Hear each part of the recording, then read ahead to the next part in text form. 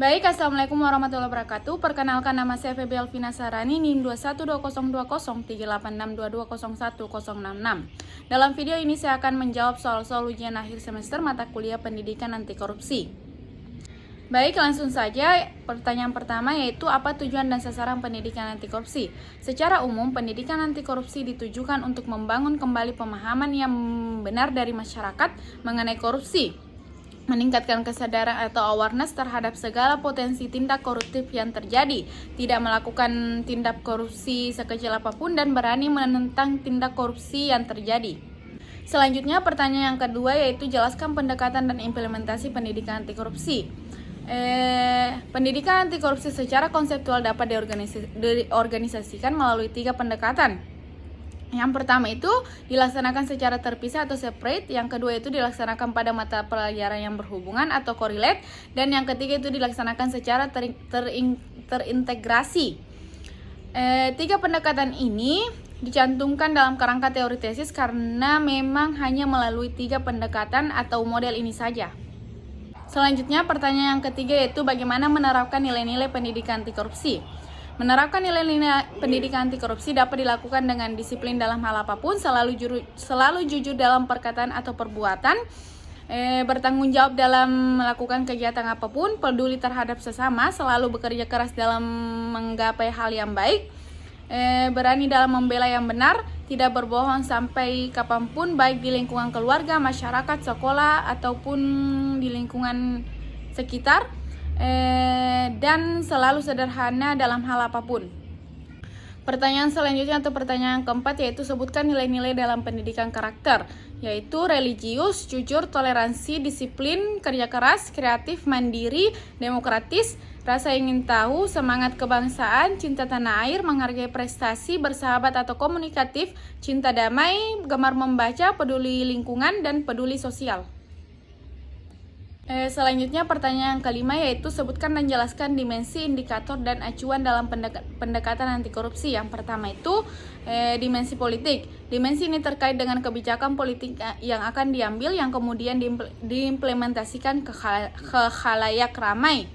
Ini biasanya ada kompetisi dengan iming-iming materi atau bentuk lainnya yang diberikan secara langsung.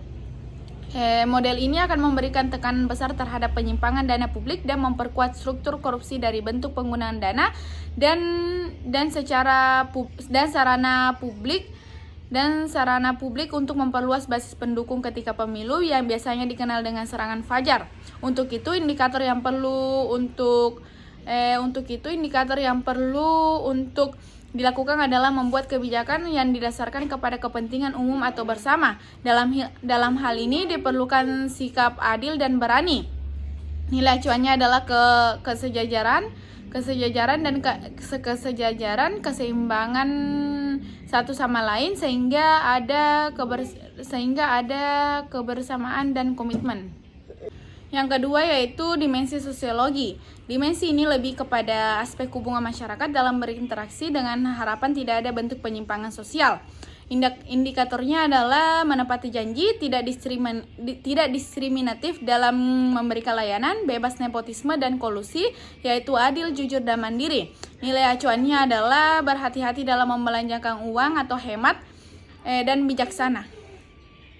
Yang ketiga yaitu dimensi ekonomi. Dimensi ini yaitu apabila korupsi terjadi maka akan mengganggu pembangunan ekonomi, mengurangi kualitas pelayanan pemerintah. Misalnya jika ada perusahaan asing yang akan masuk ke Indonesia atau melakukan investasi, itu harus melalui sistem birokrasi yang sengaja mempersulit perusahaan asing tersebut, maka pihak perusahaan akan menggunakan uang suap supaya tender atau proyeknya lolos, dan jika itu berlangsung terus-menerus maka akan menjadi budaya kerja yang korupsi.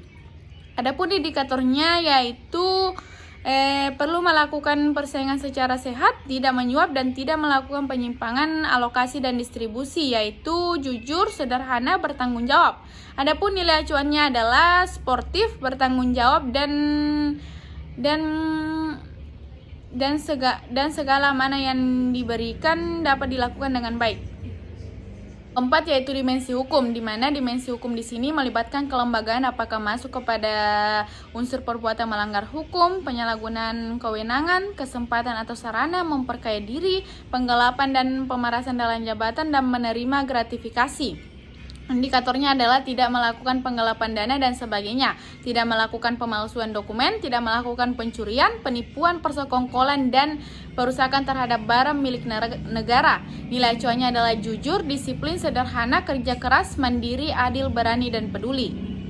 Pertanyaan yang keenam yaitu sebutkan dan jelaskan contoh apakah pendidikan anti korupsi memiliki keterkaitan dengan kesederhanaan dan kejujuran. Jujur merupakan salah satu nilai yang paling utama dalam anti korupsi, karena tanpa kejujuran, seseorang tidak akan mendapatkan kepercayaan dalam berbagai hal, termasuk dalam kehidupan sosial.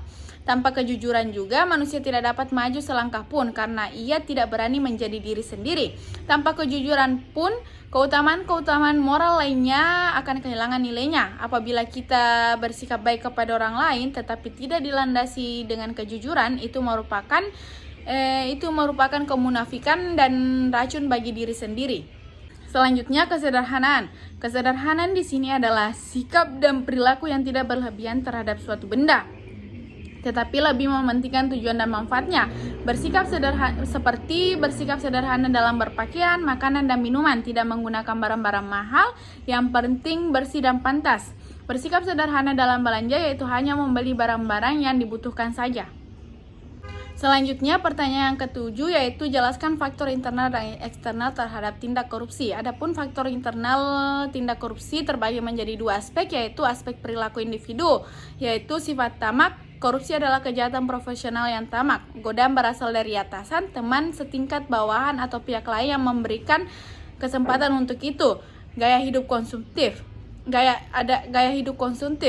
Perilaku ini terjadi apabila tidak diimbangi pendapatan yang memadai, akan membuka peluang seseorang untuk melakukan berbagai tindakan untuk memenuhi hajatnya, seperti korupsi.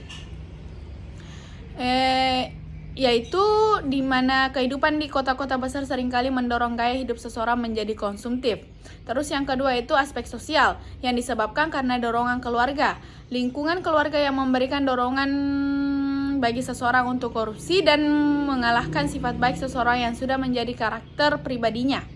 Selanjutnya, faktor eksternal tindak korupsi terbagi menjadi 4 aspek, yaitu yang pertama aspek sikap masyarakat terhadap korupsi yang terjadi disebabkan oleh 4 faktor. Yang pertama, nilai-nilai di masyarakat kondusif untuk terjadinya korupsi. Yang kedua itu masyarakat kurang menyadari bahwa korban utama korupsi adalah masyarakat itu sendiri. Yang ketiga, masyarakat kurang menyadari bahwasanya mereka terlibat korupsi. Dan yang keempat itu, masyarakat kurang menyadari bahwasanya korupsi bisa dicegah dan diberantas apabila masyarakat ikut aktif dalam pencegahan dan pemberantasan korupsi. Yang kedua itu aspek ekonomi, yaitu pendapatan tidak mencukupi kebutuhan. Dalam kehidupan ada kemungkinan seseorang mengalami situasi ekonomi terdesak atau situasi ekonomi yang minim. Ada kemungkinan seseorang mengalami situasi ekonomi terdesak atau minim. Keterdesakan itu membuat orang tersebut akan melakukan korupsi dalam pekerjaannya. Yang ketiga yaitu aspek politik, yaitu adanya ketidakstabilan politik, kepentingan politik, serta meraih dan mempertahankan kekuasaan sangat berpotensi menyebabkan perilaku korupsi. Yang keempat itu aspek organisasi, yang dimana yang terjadi karena faktor-faktor berikut, yaitu yang pertama kurang adanya sikap kesadaran pemimpin, yang kedua tidak adanya budaya organisasi yang benar, yang ketiga yaitu kurang memadai sistem akuntabilitas, yang keempat yaitu kelemahan sistem pengendalian manajemen, yang kelima yaitu lemahnya pengawasan. Pertanyaan yang terakhir atau pertanyaan ke-8 yaitu sebutkan dan jelaskan tindak korupsi dan anti korupsi dalam dunia pendidikan. Tindak korupsi yang dilakukan di dunia pendidikan seperti di kalangan mahasiswa, yang dimana perbuatan yang dilakukan termasuk dalam tindak korupsi kecil, yaitu melakukan berbagai kecurangan seperti menyontek dan plagiarisme. Dengan melakukan tindakan-tindakan tersebut membuktikan kurangnya integritas yang dimiliki oleh para mahasiswa. Oleh karena itu, untuk mengatasi hal tersebut, perlu dilakukan penerapan pendidikan moral khususnya pada pendidikan Pancasila dan kewarganegaraan di dalam sistem kewarganegaraan di dalam sistem edukasi, dan melakukan tindakan represif berupa sanksi yang berat agar para pelaku mendapatkan efek jera sehingga mereka tidak akan mengulangi perbuatannya lagi. Baik, itulah jawaban saya dari pertanyaan ujian akhir semester dari Bu dosen. Jika ada kesalahan dan kekurangan mohon dimaafkan. Wabillahi taufiq wal hidayah. Wassalamualaikum warahmatullahi wabarakatuh.